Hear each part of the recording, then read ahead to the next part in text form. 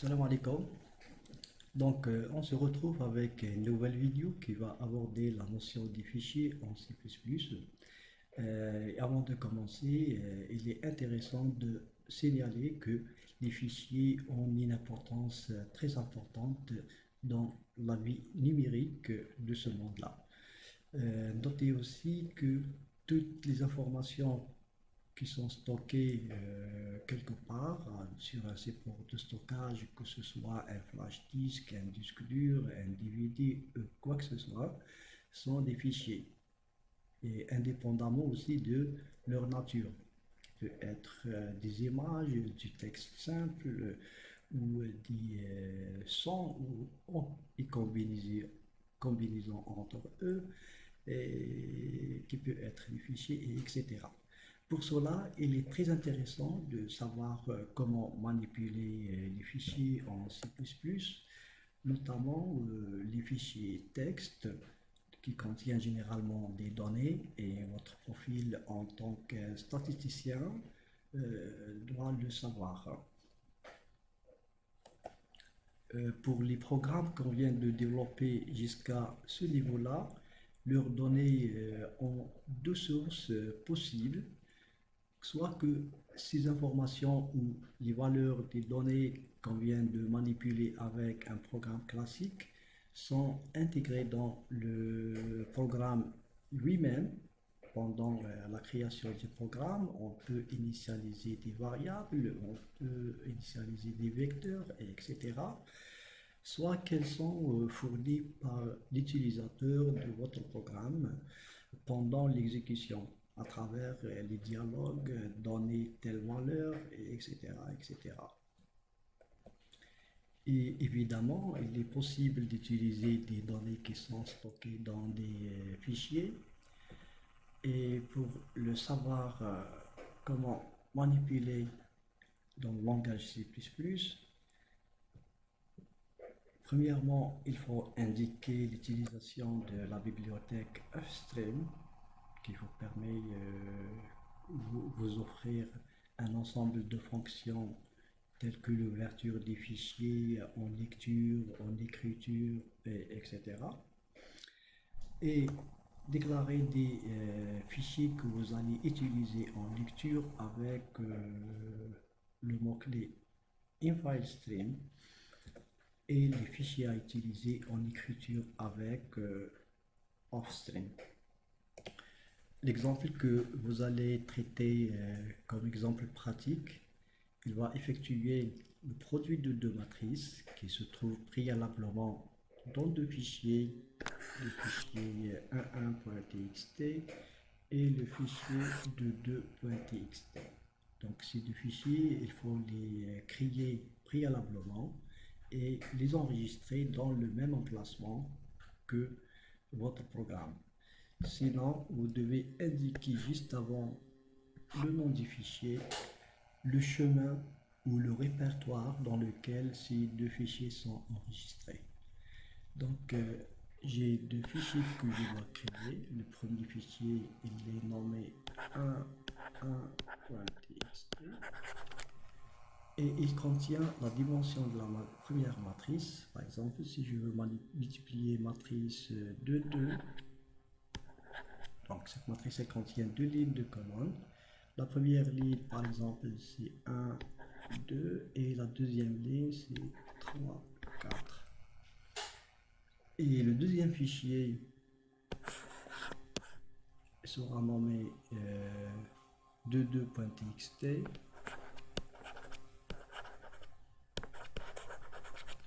Et la même chose, il contient au niveau de sa première ligne la dimension de la matrice. Par exemple, ici c'est 2, 2. Et pour les éléments, c'est 5, 6, 7 et 8. Donc, ces deux fichiers-là, je vais les charger dans la première matrice M1. Donc, il y aura deux lignes de colonnes. Et le deuxième fichier dans la matrice M2, elle aura aussi deux lignes de colonnes. Pour cela, je viens de déclarer le fichier F11 comme nom logique de ce fichier et le fichier M31 comme nom logique de celui-là. Et au niveau de la partie déclaration, je vais déclarer le nombre de lignes de la première matrice, le nombre de colonnes de la première matrice, le nombre de lignes de la deuxième matrice et le nombre de colonnes de la deuxième matrice. Et pour commencer le chargement du contenu du fichier 11.txt dans F11, vous devez appeler la fonction open pour le premier fichier, qui est physiquement c'est le fichier que vous avez ici, qui a comme nom 11.txt. Donc comme ça, le fichier est ouvert et vous pouvez le consulter. Maintenant, pour connaître le nombre de lignes de la première matrice, donc vous devez lire. Donc le symbole supérieur, il vous permet de lire, mais c'est pas à partir du clavier. Donc c'est à partir de notre fichier. Donc au lieu de cin, nous avons le nom du fichier à partir duquel je vais effectuer la lecture. Et donc la première information que je vais lire, c'est celle-là qui sera chargée dans la variable nombre de lignes de la première matrice. Et avec cette lecture-là, je vais charger l'information suivante qui est ce de là, ou dans la variable nombre de colonnes de la première matrice. Une fois terminé avec le chargement du nombre de lignes, nombre de colonnes, je vais déclarer la matrice M1. Et donc, elle aura MBLM1 qu'on vient de charger de lignes et MBCM1 nombre de colonnes. Et vous aurez ça si vous voulez. Maintenant, comment vous allez charger les éléments de cette matrice-là? Donc, vous devez faire deux boucles imbriquées pour dire pour chaque ligne I, chaque ligne J, l'élément M1 IJ, c'est quoi? Il faut le lire à partir du fichier F11 qu'on vient d'ouvrir ici. Et comme ça, pour la première itération, vous allez charger ce 1 ici, et puis ce 2 ici, et pour la ligne suivante, vous allez charger ce 3 ici, et enfin ce 4 ici. Et donc, on vient de terminer avec le chargement de contenu de ce fichier dans notre matrice M1. Et donc, il faut faire la même chose avec le chargement de la deuxième matrice. Donc, on vient de commencer avec l'ouverture du fichier de 2, celui-là, dans le fichier logique F21. Et nous allons lire ce 2 ici et ce 2 ici. Et donc, par la suite, je vais déclarer la matrice M2, c'est celle-là, et elle aura deux lignes et deux colonnes. Et de la même façon, je vais charger les éléments avec deux boucles imbriquées qui ressemblent à ça, et la différence, ça sera M1 qui devient M2 et MBL M1, M2. Donc vous allez charger ce 2, ce 5 ici, et 6 ici, le 7 ici, et le 8 ici. Et comme ça, vous avez terminé avec le chargement des deux matrices. Une fois que nous avons les deux matrices à multiplier M1 et M2, première des choses, moi je rappelle, ici vous avez la première matrice à multiplier M1, dans laquelle vous avez 1, 2, 3, 4, que je vais multiplier avec la matrice 5, 6, 7 et 8. Et ça, c'est M3 que je dois calculer. Premièrement, si le calcul du produit matriciel est possible, il faut que le nombre de lignes et de colonnes de M1 égale le nombre de lignes de M2. Donc, si la condition est vérifiée, alors le calcul de M3 est possible. Et maintenant, pour effectuer le calcul du produit, première des choses, il faut déclarer la matrice M3. Donc, elle aura combien de lignes elle aura autant de lignes que M1. Et combien de colonnes? Elle aura autant de colonnes que M2. Et combien d'éléments vous allez calculer? Donc pour chaque élément MIG de M3 qu'il faut calculer, qu'est-ce qu'il faut faire? Il faut multiplier la ième ligne de M1 par la jième colonne de M2. Donc pour chaque élément IG et l'élément M3 IG égale à quoi? Par définition, c'est une somme de K égale à 1 jusqu'au nombre d'éléments à multiplier, qui est le nombre de colonnes de M1.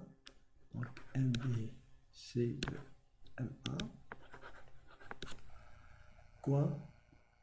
Il faut multiplier M1 quoi? L'élément qui se trouve dans la ième ligne, kème colonne, par l'élément de M2 qui se trouve où? Dans la kème ligne et jème colonne. Donc c'est la formule mathématique qui vous permet de calculer un élément M3IG de manière générale. Et du point de vue informatique, pour effectuer ce calcul-là, vous devez initialiser l'élément à calculer par 0. Et puis, pour ajouter ces multiplications-là, à quoi? Multiplication de M1IK par M2KG et l'ajouter à quoi? À MIG qu'on vient d'initialiser par 0 précédemment. Comme ça, on a terminé avec le calcul du produit. Maintenant, il nous reste à afficher le résultat qui est la matrice M3. Sauf que cette fois-ci-là, l'affichage, il ne se fait pas à l'écran, mais on va l'écrire dans un autre fichier texte qui va porter comme nom fff33.txt. Et pour cela, il faut l'ouvrir. Et notez bien que F3 est déclaré avec offstring. Et qu'est-ce que nous allons écrire dedans dans ce fichier texte-là? Donc avec cette ouverture-là, vous aurez un fichier qui va porter comme nom ff33.txt. Et qu'est-ce que nous allons écrire dedans? Nous allons écrire premièrement la dimension de la matrice. Et la dimension de la matrice, comme nous l'avons vu précédemment, c'est nombre de lignes, c'est autant de lignes que M1. Et la valeur que vient de récupérer, c'est 2. Suivi par un espace, donc vous aurez ça, et suivi par le nombre de colonnes qui est le nombre de colonnes de M2, et donc il y aura 2. Par la suite, il vous reste à afficher les éléments de la matrice M3 ligne par ligne et les écrivez dans le fichier qu'on vient de créer. Pour cela, combien d'éléments nous allons écrire? Donc pour chaque ligne I, pour chaque colonne G, qu'est-ce que je vais écrire dans mon fichier? Je vais écrire l'élément M3IG qui sera suivi par un espace. Donc la première des choses, je vais afficher le premier élément qui est bien sûr calculé de manière automatique et sera suivi par un espace. Et la prochaine fois, ça sera l'élément suivant qui est calculé aussi. Et une fois qu'on a terminé avec l'affichage d'une ligne, on passe à la ligne suivante grâce à l'écriture de retour à la ligne ici, endline. Et donc, on se positionne ici et on passe à la ligne suivante pour écrire la ligne suivante. Et vous allez écrire les éléments, la deuxième ligne, entrée, et le curseur est là, on a terminé et c'est bon. Donc, vous devez faire ce travail chez vous et assurer que tout fonctionne.